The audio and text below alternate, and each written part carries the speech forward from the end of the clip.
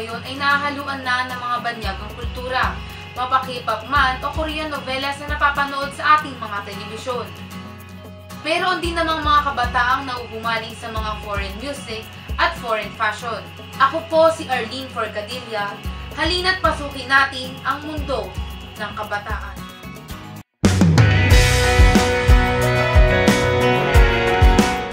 Ano nga ba ang pinagkakaabalahan ng ating kabataan?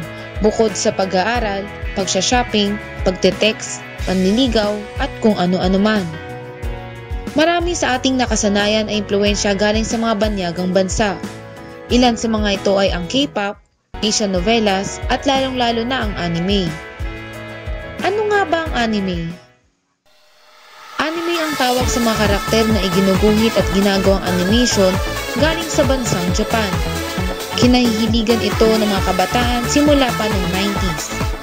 Ilan sa mga naging sikat na anime ay ang mga Voltes 5, Dragon Ball, Pokemon, Naruto at marami pang iba.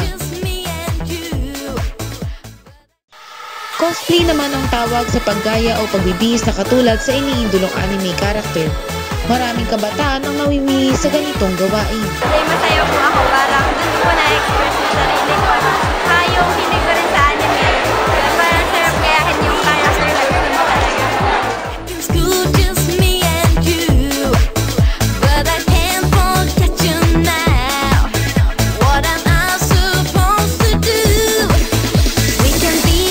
Nag-cause ako kasi dito tanggap lahat ng tao.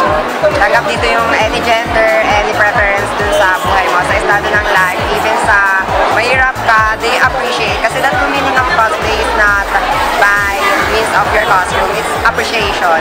Na-appreciate nila yung kahit pangit yung costume mo, go for it. So, it came from the film One Piece, and siya yung bobo, pero yung character niya is, kahit bobo siya, yung meaning niya yung pagka-bobo is, may deep reason.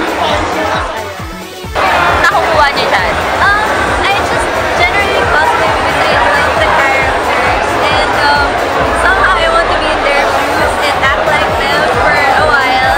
And what gets me is a load of friends who share my enthusiasm for my character, for the anime that I love. So I'm good. Iba-iba man ang hilig ngunit iisa ang hangarin, ang malibang sa paraang maipapakita nila ang kanilang sarili.